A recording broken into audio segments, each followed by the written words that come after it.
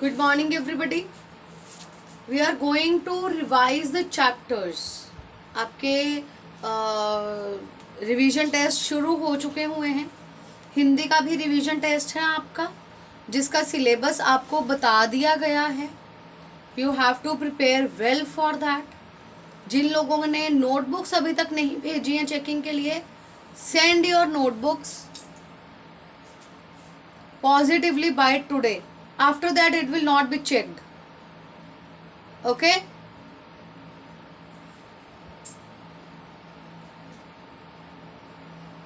Diya, you are 13 minutes late for the class.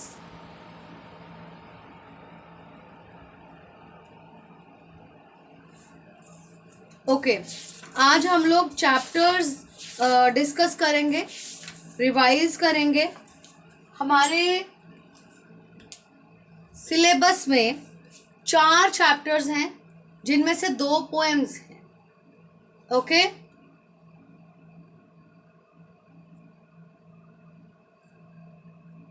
सबसे पहली कविता है, पाठ 1 है ध्वनि कविता.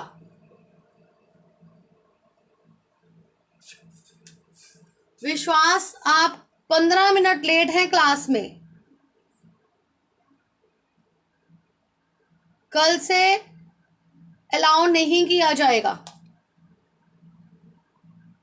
चलिए हाथ खड़ा कीजिए. कौन बताएगा कि ध्वनि कविता किसकी लिखी हुई है? ध्वनि कविता के कवि कौन हैं? हाँ जी प्रभनूर. सूर्यकांत त्रिपाठी निराला. Very good. सूर्यकांत त्रिपाठी निराला.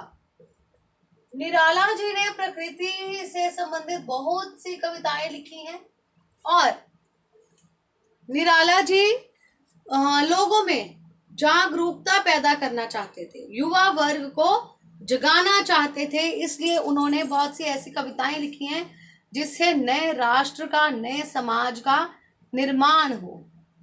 राइट. मुझे इस कविता के बारे में कौन बताएगा? इसमें क्या बताया गया है ध्वनि कविता में? हाथ खड़ा करें.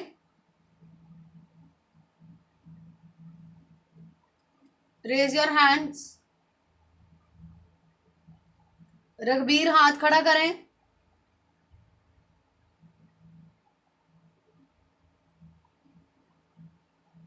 रघबीर हाथ खड़ा कीजिए.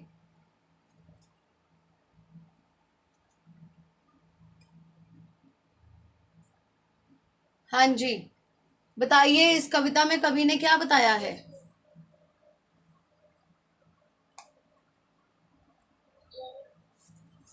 हाँ जी,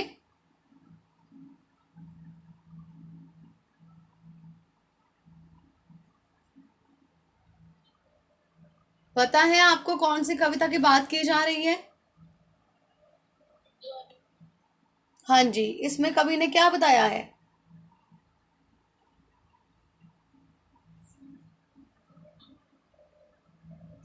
नहीं पता? बेटा रिवीजन से शुरू कर दें, एग्जाम्स आर अप्रोचिंग.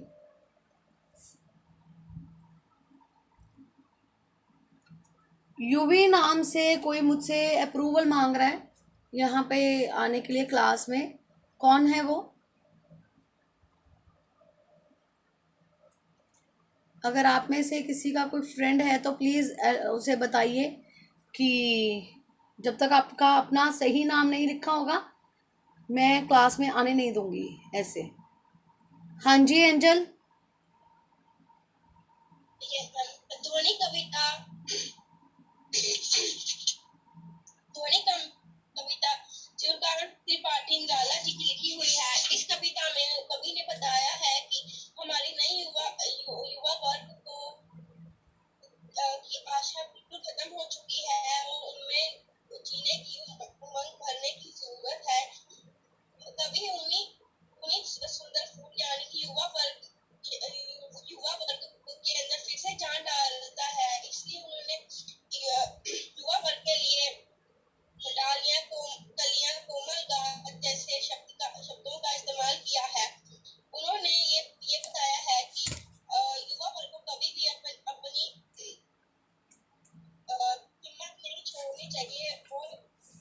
और वो लोग सो रहे हैं और हमें उनको जगाने की जरूरत है। Okay, yes Raghbir.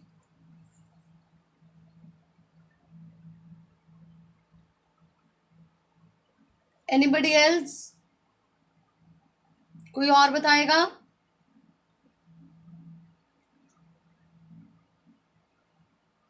No one?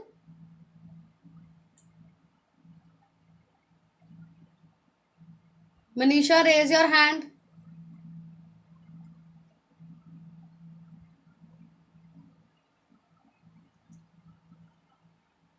हाँ जी, बताइए मनीषा। इस कविता में कवि ने ये बताया है कि हम जब भी कोई उत्साह से कोई काम करते हैं तो निराशा नहीं करनी चाहिए। हमें हर काम को एक अच्छे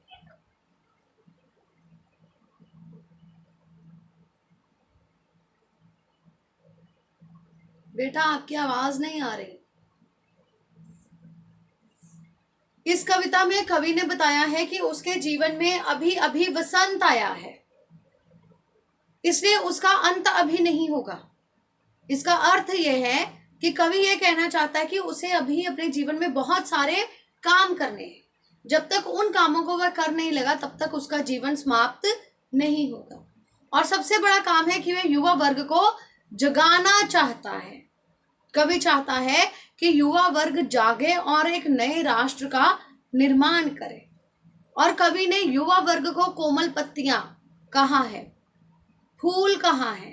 वे कहता है कि वे सब नींद में डूबे हुए हैं, अलसाए हुए हैं, और कवि उन पर अपने कोमल हाथ फेरकर उन्हें जगाना चाहता है। वे कहता है कि वह उनसे उनका आलस खींच लेगा। कवि कहता है कि वह युवा वर्ग से उसका आलस खींच लेगा और उन्हें अमृत से सींच देगा। खुशी खुशी अपने अमृत से उन्हें सींच देगा और वह उन्हें एक ऐसा रास्ता दिखा देगा, वह उन्हें ऐसा रास्ता दिखाएगा जिससे नए राष्ट्र का निर्माण हो। Okay, clear? साधिका, आप इतनी लेट क्यों हैं क्लास में?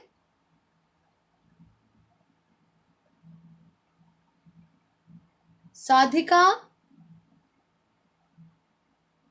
हाथ खड़ा कीजिए और बताइए बेटा इतनी लेट क्यों है? हाँ जी बेटा। मैम वो नेटवर्क प्रॉब्लम के कारण डिस्कनेक्ट हो रही थी। मैम चाहती थी तो वहाँ रिपोर्ट प्रॉब्लम आ जाता था। मैम अब क्लास में एंटर करी। ओके फाइन, चलिए। कविता में से हमने अलंकार भी किए थे, याद है? हमने किया था अनुप्रास अलंकार और पुनरुक्ति अलंकार। अनुप्रास अलंकार मैंने आप लोगों को बताया था, जैसे दो या दो से ज्यादा शब्द हैं और उनका पहला वर्ण सेम है, राइट? जैसे यहां पर आपके दिया है डालियां कलियां कोमल गात, कलियां कोमल। बेटा जब आप लोगों की नोटबुक्स मैंने चेक की हैं उसमें मैंने एक बात देखी, वनिका,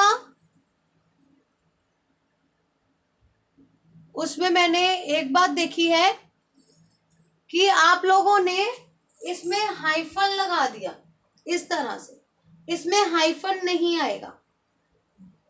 कुछ लोगों ने इसमें कॉमा लगा दिया, यहां कॉमा भी नहीं आएगा। लाइन जैसे लिखी है वैसे ही आप लाइन को लिखेंगे। आपने दो शब्द ऐसे लिख दिए, आप क और क को अंडरलाइन करेंगे। जब आप अंडरलाइन कर देते हैं तो इसका मतलब यह है, टीचर को समझ में आ जाता है, आपको पता है कि अनुप्रास अलंकार का मतलब यह है कि दोनों अक्षर एक जैसे हैं। ओके, जैसे सहर्ष सींच दूंगा, सहर्ष सींच दूंगा, जब आप उदाहरण ऐसे लिखते हैं तो आप स और स को रेखांकित करेंगे, अंडरलाइन कर देंगे अनुप्रास अलंकार में। क्लियर? रघुवीर हाथ खड़ा करो बेटा, हाथ खड़ा करें बेटा।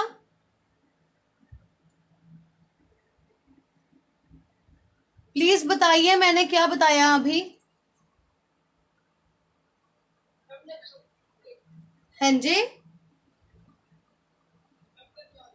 क्या रेखांकित बेटे, क्या रेखांकित करना है?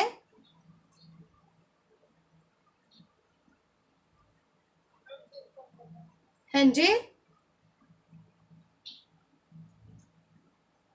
क्या रेखांकित करना है बेटा?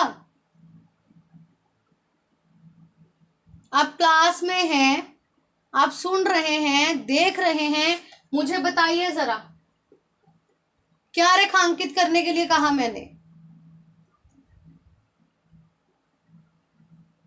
आप फिजिकली क्लास में प्रेजेंट है बेटा, मेंटली प्रेजेंट नहीं है। अपने कानों से इसको उतार दें प्लीज, उतार दीजिए इसको, डिस्कनेक्ट करिए इसको, हेडफोन को डिस्कनेक्ट करें रघुवीर।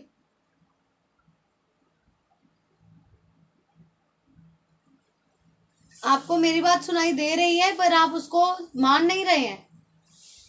हेडफोन डिस्कनेक्ट करें, वैसे ही मेरी बात को सुने।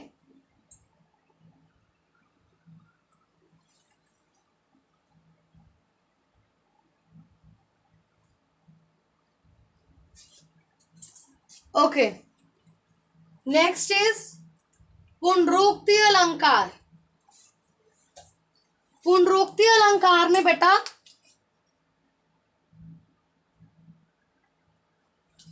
दो शब्द होते हैं। पुनरुक्ति अलंकार में एक शब्द जो है वो दो बार लिखा जाता है और दोनों बार उसका मतलब सेम होता है। जैसे यहां लिखा है हरे हरे, अभी अभी, ठीक है, हरे हरे, अभी अभी, एक ही शब्द है, दो बार आया है, दोनों बार उसका मतलब सेम है। क्लियर? इसलिए यहां पर पुनरुक्ति अलंकार होगा। किसी को कोई डाउट बेटा इसमें?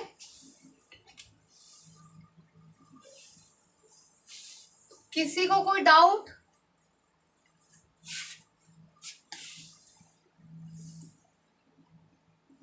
हाँ जी अंशिका,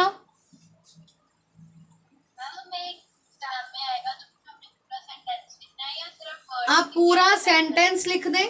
सेंटेंस लिख के उसमें जो अनुप्रास अलंकार की उदाहरण है उसे अंडरलाइन कर दें और पुनरुक्ति अलंकार करते हुए भी पूरा सेंटेंस लिखें, उसके नीचे जो पुनरुक्ति अलंकार के उदाहरण है वो शब्द लिख दें। ओके,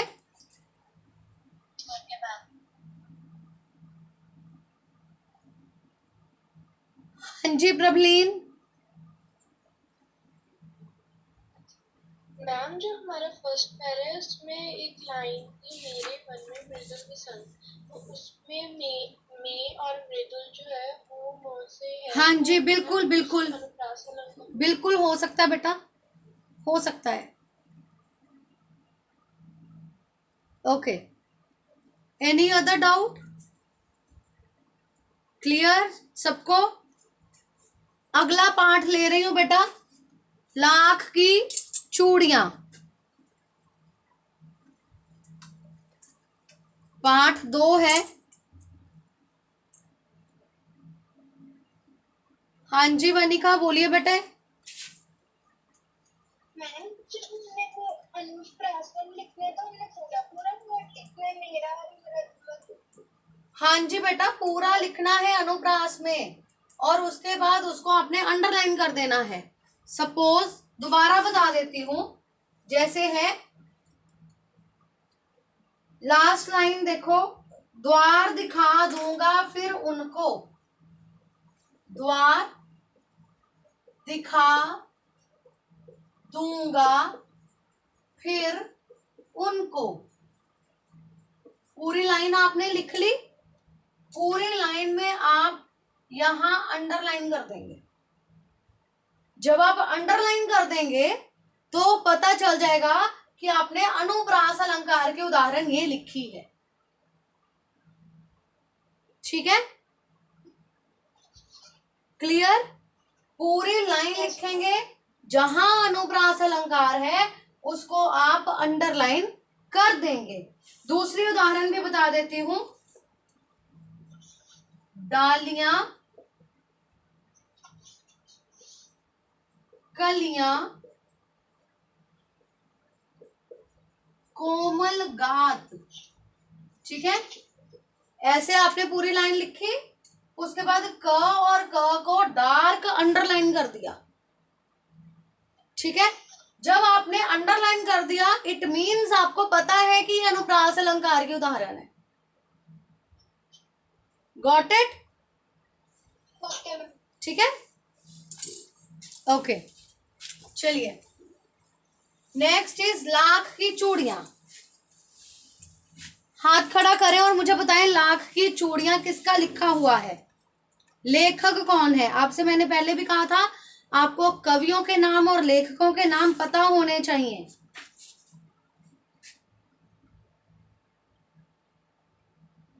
हाँ जी एंजल,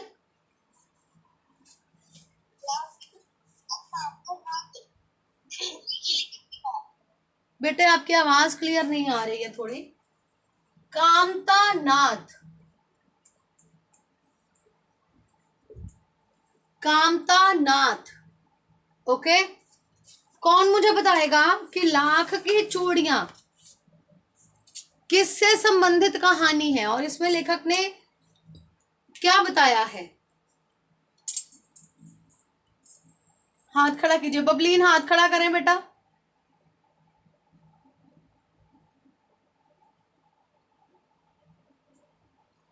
हाँ जी बताइए बेटा।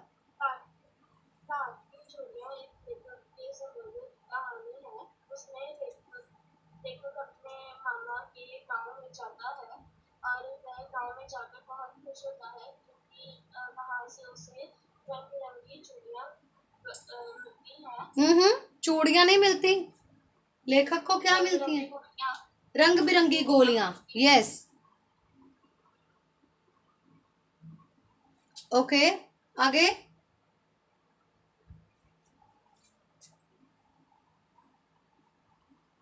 हाँ जी वेदांती।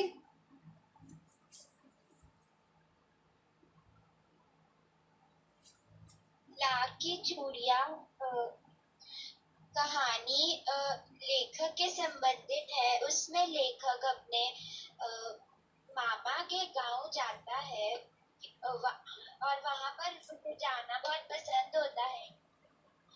वहां पर एक बदलू काका होते हैं जो उनको रंग बिरंगी गोलियां बनाकर देते हैं जिससे वो बहुत खुश होता था। Thank you Vedanti. रिभव हाथ खड़ा करिए बेटा, रिभव हाथ खड़ा करिए। हाँ जी बताइए बेटा, बताइए, आगे बताइए। बचपन में लेखक अपने मामा के घर जाता था और उससे आगे, आगे बदलू काका उसे गोलियां देते थे, उसके बाद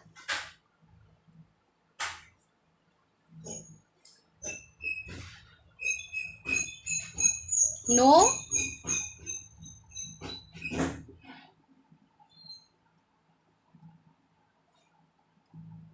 आपकी आवाज नहीं आ रही बेटा। इस पाठ में लेखक ने बताया है कि वे बचपन में अपने मामा के गांव जाते थे। वहां पर वह शौक से इसलिए जाते थे क्योंकि बदलू नाम का एक व्यक्ति था जो कि लाख की चूड़ियां बनाता था। उसकी चूड़ियां बहुत ही प्रसिद्ध थी, आसपास के गांव के लोग भी उससे चूड़ियां खरीद करके ले जाते थे। जब लेखक उसके पास जाता था तो बदलू उसे रंग बिरंगी गोलियां बनाकर देखता था। लाख की रंग बिरंगी गोलियां जो किसी भी बच्चे के मन को मोह ले। और जो बदलू था, लेखक उसे बदलू मामा ना कहकर बदलू काका कहता था क्योंकि गांव के सारे बच्चे उसे बदलू काका ही कहते थे। बदलू लेखक की बहुत ही आवभगत करता था, उसे खाने के लिए आम देता था और रंग बिरंगी गोलियां भी देता था। ठीक है। उसके बाद लेखक कहता है कि कई सालों तक वह अपने मामा के गांव नहीं जा पाया क्योंकि उसके पिताजी की बदली दूर के किसी गांव में हो गई। 8-10 सालों बाद जब लेखक वहां अपने मामा के यहाँ गया तो वहां जाकर उसे कई दिनों तक तो बदलू का ध्यान ही नहीं आया। एक दिन उसके मामा की लड़की आंगन में गिर पड़ी और उसके हाथ में चोट लग गई। कांच की चूड़ी उसके हाथ में चुभ गई। जब उसने देखा कि उसने कांच की चूड़ी पहनी हुई है तब उसे बदलू का ध्यान आया। लेखक बदलू से मिलने के लिए जाता है। जब वो वहां जाता है तो देखता है कि उसकी दशा काफी खराब थी। उसका चूड़ियों का काम बंद हो चुका था क्योंकि मशीनी युग आ गया था। बदलू की दशा इतनी खराब हो चुकी थी कि उसे अपनी गाय तक बेच देनी पड़ी थी। उसकी शारीरिक हालत भी खराब थी। उसके माथे पर नसें उभर आई थी और ये जो चिंता थी, बदलू के मन में जो चिंता थी वो लेखक से छुपी नहीं रह सकी थी। लेकिन जो बदलू है उसका व्यक्तित्व कांच की चूड़ियों जैसा नहीं था। उसने कांच की चूड़ियों के काम को नहीं अपनाया। अपनी लाख की चूड़ियों के व्यवसाय से ही वह कमाना चाहता था, लेकिन अब वह व्यवसाय बंद हो चुका था और आखिरी जोड़ा जो उसने बनाया था वह अब उसकी बेटी पहने हुए थी। ठीक है बेटा। इस पाठ में लेखक ने मशीनी युग के आने से हाथ से काम करने वाले लोगों के जीवन में जो परिवर्तन आया है उसके बारे में बताया है कि किस प्रकार से मशीनों के आने से हाथ से काम करने वाले लोग बेरोजगार हो गए हैं और उनके जीवन में उन्हें काफी तंगियों का सामना करना पड़ रहा है। उन्हें जीवन यापन करना भी मुश्किल हो गया है। ठीक है बेटा। हमने आज एक कविता और एक पाठ डिस्कस किया है। कल हम दीवानों की हस्ती और बस की यात्रा पाठ रिवाइज करेंगे।